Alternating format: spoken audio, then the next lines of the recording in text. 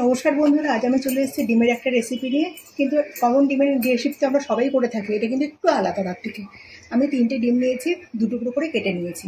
এর মধ্যে কিছু মশলাকে আমি এখন মেখে নেব। প্রথমে দিয়ে দিয়েছি গুঁড়ো হলুদ, তারপরে দিয়ে দেবো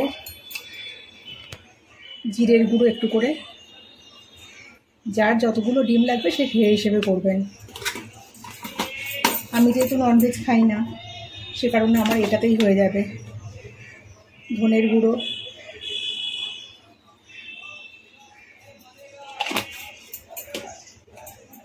আর দেবো লঙ্কার গুঁড়ো, আর দেবো পরিমাণ মতো লবণ।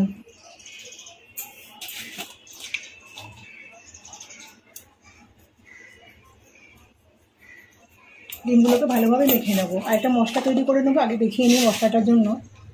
একটা টমেটো নিয়েছি,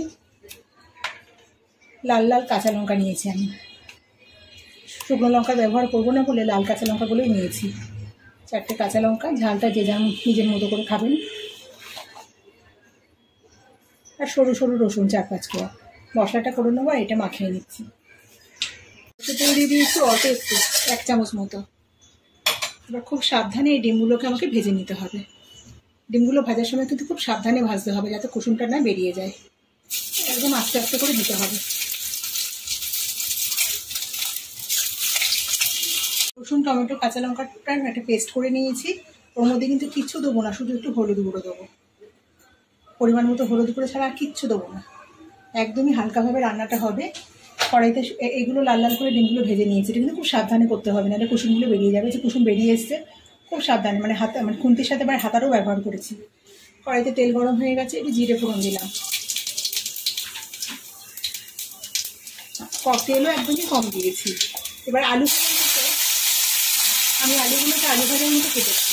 মানে আমরা মোটা মোটা করে তো ডিম আলুর কারি, ডিম আলুর কষা অনেক কিছু খেয়ে থাকি। এখন এইভাবে খেয়ে দেখবেন। ধীরে ধীরে করে আলুটা কেটেছি, আলুটা দিয়ে দিলাম। আলুটা এবার নেড়ে চেড়ে নেব। এর মধ্যে দিয়ে দেবো লবণ, তাহলে আলুটা তাড়াতাড়ি সেদ্ধ হয়ে যাবে। আলুটা হালকা একটু নেড়ে নেব। বন্ধুরা, এইভাবে একবার বানিয়ে দেখবেন, দুর্দান্ত লাগে খেতে। আমরা তো একই রেসিপি খেয়েছি, যখন বোর হয়ে যায় তখন মনে হয় একটু কিনে আলাদাভাবে কিছু খাই। ওটা করে নেড়ে নিয়েছি। এবার এর মধ্যে লম্বা লম্বা করে কুচানো পেঁয়াজটাকে দিয়ে দিলাম। আলু পেঁয়াজ একসাথে একটুখানি নেড়ে নেবো। পেঁয়াজটা হালকা একটুখানি ভেজে নেবো।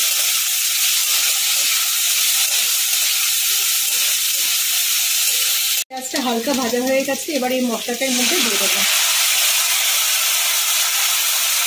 একদমই কম মশলা, শুধু একটা টমেটো, কাঁচা লঙ্কা আর রসুন। আমি কিন্তু আদা ব্যবহার করছি না। আদা দিলে পরে কিন্তু তেলটা অনেক বেশি লাগে।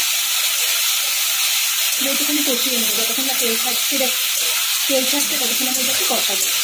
মশলা থেকে তেল ছাড়তে শুরু করে দিয়েছি। এদিকে আলুগুলো আমার সেদ্ধ হয়ে গেছে, এই যে প্রায় সেদ্ধ হয়ে গেছে। এবার কুচনো ধনে পাতা এর মধ্যে আমি দিয়ে দিলাম।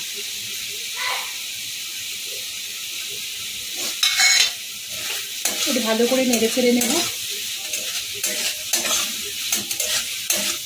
অল্প একটু জল দেবো। এই মিক্সির বাটিটা ধুয়ে যেটুকুনি জল, সেটা এর মধ্যে দেবো। এটা কিন্তু একদম ঝোলঝোল হবে না, একটু হবে গামাখা মতো ঝোল, এটার মতো হবে। এবার এটাকে ফুটতে শুরু করুক।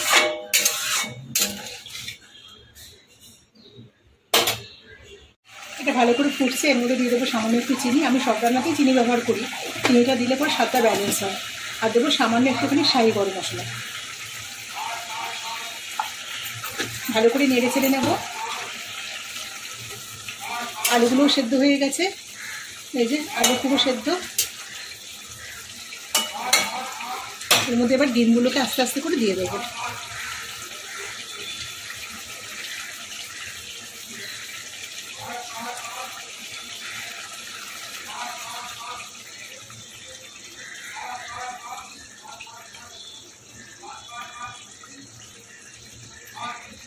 একটা হাতার সাহায্যে আস্তে আস্তে করে ডিমগুলো বসিয়ে দেবো, যাতে মশলাটা ডিমের ভেতরে ঢোকে।